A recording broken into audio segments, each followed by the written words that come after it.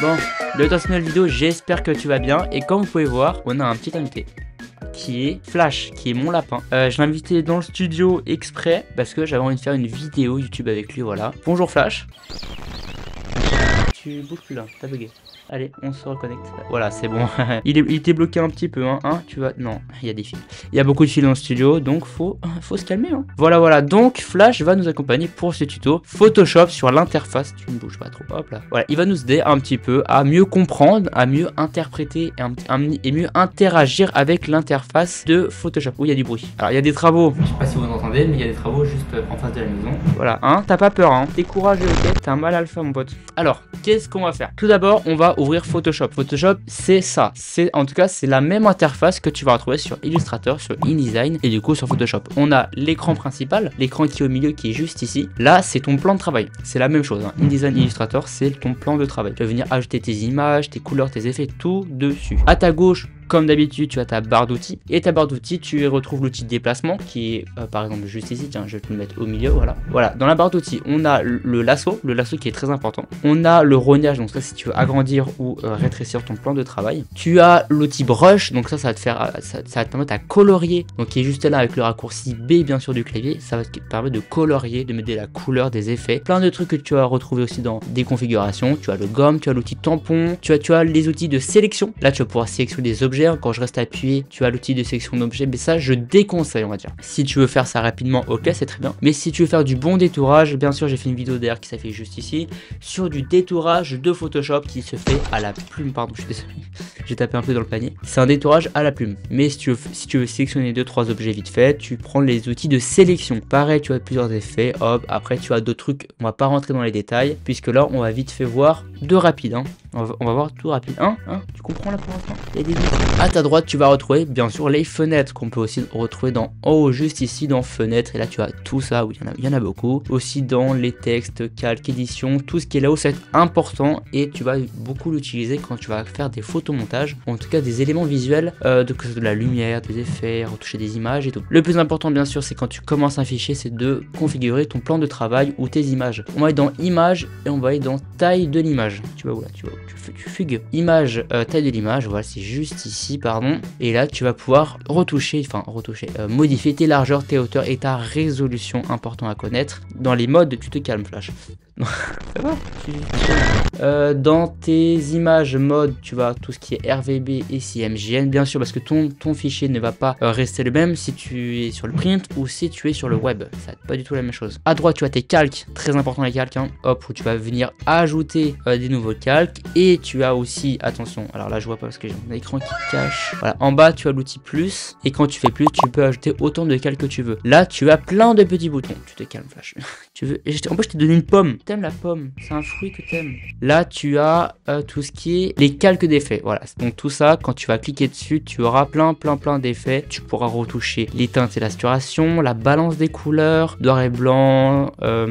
Hop, tu avais l'exposition, tu as voilà, luminosité, contraste. Niveau courbe, tout ça, ça va retoucher un peu la colorimétrie, les couleurs, en tout cas ton image. Tu vas aussi pouvoir faire des masques d'écrêtage ou des masques de calque. On verra avec l'exemple. Tu as les effets. En tout cas, ces 3 petits boutons 1, 2, 3, 4 et 5, les deux qui sont là, ils sont assez importants parce que là, tu vas pouvoir regrouper tes calques. Tu vas pouvoir en ajouter. Là, tu as les masques de fusion. C'est lorsque tu veux fusionner, par exemple, une texture sur un mur, tu vas utiliser les masques de fusion. Là, tu vas pouvoir faire des masques d'écrêtage. Donc ça, on verra tout ça dans l'exemple. Hein. Mais tout ce panneau calque, il est assez important et tu vas beaucoup interagir avec pour faire du montage. Hop, après, tu as bien sûr les couleurs. Si tu veux sélectionner plusieurs couleurs, je te conseille en tout cas de modifier ou de configurer ton plan de travail, enfin ton plan de travail, ton calque couleur en roue chromatique. Voilà, ça va être mieux, hein, pour les couleurs. Hein. Si tu es dans du bleu, tu peux jouer avec plein de trucs. Avec la touche B, je vais venir colorier juste ici. Voilà. Alors, petite différence, hein, à savoir, Photoshop fonctionne en pixels, Illustrator fonctionne en vectoriel. C'est-à-dire que le vectoriel, c'est pas lourd. Et lorsque tu vas zoomer sur le vectoriel, tu n'auras pas de pixels. Ça sera une forme mathématique, on sera des courbes mathématiques. Et si on zoome par exemple sur le pixel, donc là, hop, je vais faire un petit trait bleu, on s'en fout. Et là, je vais zoomer par-dessus. Là, comme tu peux voir, tu as des pixels. Voilà, ça fonctionne en tout cas par pixels. Et sur Illustrator, tu verras, tu feras le test. Quand tu vas vas zoomer dessus, ça sera juste des formes vectorielles, tu n'auras aucun pixel, en tout cas j'espère, sauf si tu configures en mode pixel, mais je te conseille de travailler en vectoriel. Alors là on va faire un test, hein. On va voir ce qu'on peut faire avec. Je vais importer une image, je clique ou je glisse, je copie-colle, tu fais ce que tu veux. Il y en a qui sont plus importants, mais pour l'instant on oublie un peu ces détails. Là j'ai mon image, hein, je peux la déplacer avec Command T. Alors ça fonctionne avec un raccourci, hein. Command T ou CTRL T, je viens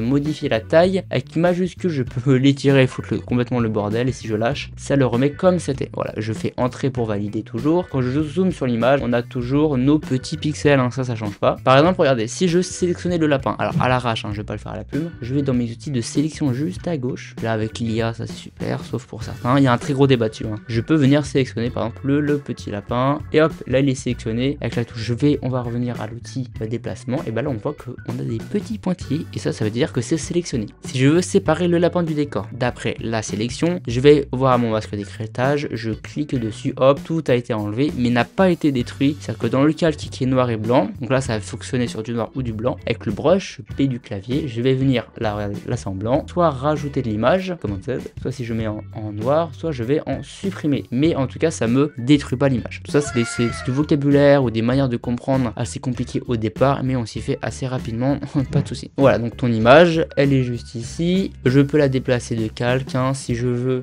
colorier, hop, par-dessus, je peux, si je veux mettre derrière, je peux, hein. C'est le système des calques, ça tu connais, il n'y a pas de système de lien. Là-haut tu peux, par exemple si tu fais du dessin à la tablette graphique, tu peux modifier, alors là je l'ai pas, la tablette graphique elle est rangée, mais ces deux boutons là et ici, ils vont t'aider à améliorer la pression du stylet. Ça c'est pas mal si tu veux faire du dessin digital. Tu peux retoucher des images. Imaginons que cette image, donc là j'ai enlevé le fond, hein, je veux y ajouter plus de lumière. Je vais aller dans les luminosités et contrastes. Juste au-dessus, il y a un nouveau calque qui s'est affiché, ce sont les lumières et contrastes. Et quand dans le calque de propriété, je vais toucher la luminosité, je vais pouvoir modifier la luminosité ou le contraste de mon image. Parfait. Imaginons que je veux que la tête soit uniquement retouchée. Là, on a aussi un masque de fusion, masque d'écrêtage, pardon. Bah, je vais venir avec l'outil noir effacer le corps du lapin pour que la tête soit uniquement en clair. Après, on peut modifier aussi la dureté du pinceau. Donc là, je vais dans l'icône qui est juste en haut.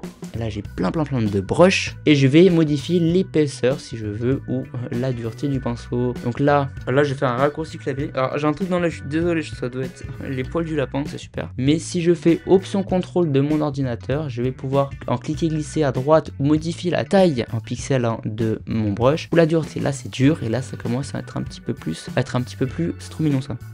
Être un petit peu plus estompé. Là, je vais, par exemple, si je veux faire une meilleure fusion, je vais mettre la dureté comme ceci. Hop, et là, regardez, ça s'estompe tout doucement, un petit peu en fusion. Si je veux le mettre plus dur, je peux. Voilà. Donc, c'est un petit système comme ça à connaître et à jouer un petit peu avec pour mieux comprendre. Voilà, c'est tout ça, Photoshop, hein. Là, tu comprends rien. Si c'est la première fois, ça doit être un bordel monstre. Mais je t'invite, bien sûr, à regarder encore la vidéo et à faire un peu en même temps pour comprendre à quoi ça sert. Forcément, ça va pas venir du premier coup, hein, ça je te le cache pas, mais en regardant, en écoutant le vocabulaire, en voyant comment ça fonctionne, tu vas mieux comprendre. Je t'invite à les regarder, à toucher, à voir comment ça fonctionne, à interagir avec les outils ou les objets. Ça c'est juste vraiment pour commencer, hein. Après tu vas voir, tu vas faire ah oui tiens, le masque d'écrêtage, ça va être pas mal. Donc si je suis en masque de fusion et que je mets le brush en dureté 50%, je vais pouvoir faire un meilleur dégradé. Tout ça tu vas voir, tu vas devoir interagir, aussi regarder les vidéos tuto sur YouTube, c'est aussi important. Donc Photoshop ça sert un peu à ça, hein. C'est très complexe au départ, sachant que si t'es débutant, c'est très complexe. Après, tu vois que c'est très simple, hein. Tu vas faire ah oui, ça, ok, je m'en souviens, ok, je comprends. C'est assez facile une fois que tu as bien compris. Donc, je t'invite à regarder la vidéo plusieurs fois, à regarder chaque outil entre guillemets en détail. Ok, c'est le bordel là-bas. Tu te calmes. Donc, c'est vraiment, c'est du travail à écouter, à regarder, à comprendre chaque détail, chaque outil à quoi il sert. Et tu verras que ça va beaucoup aller. En tout cas, c'est vraiment la base, hein. C'est vraiment le B à bas, ce que je viens de te dire. Les outils, la fenêtre calque, le plan de travail, le fait que ce soit en pixels et non en vectoriel, le fait que tu peux retoucher les couleurs, juste ici, hein, les couleurs c'est en bas, c'est juste ici, enfin les couleurs, hein, couleurs, luminosité, courbe, exposition, tout ça tu vas le retrouver juste ici, et je t'invite à interagir avec et regarder chaque détail, enfin en tout cas chaque réglage, à quoi il sert et comment il interagit avec l'image qui est juste ici. Et bah la vidéo elle est terminée, en tout cas touche à sa fin, j'espère que tu as pu comprendre, je l'espère, mais je t'invite à la regarder plusieurs fois, en tout cas demain imaginons, comme ça il y a des mots qui vont plus venir en tête et tu vas mieux comprendre. comprendre. Voilà. En tout cas, j'espère que ça t'a plu. J'espère que t'as passé un bon moment. Flash était notre invité dans la vidéo. J'espère que ça t'a plu. Bon, il est très fatigué. Hein. Ça se dépense beaucoup un lapin. Et ça fait aussi beaucoup de poils. Donc si vous voyez des poils volés, c'est toi. Oh là là, c'est horrible. Ouais, bah j'en ai plein sur moi. C'est super. Mais bon, c'est pas grave. On aime nos animaux. Hein, Flash. Oula, t'es très beau. En tout cas, j'espère que ça vous a plu. Et bien sûr, comme d'habitude, on se retrouve dans une prochaine vidéo. Allez, salut!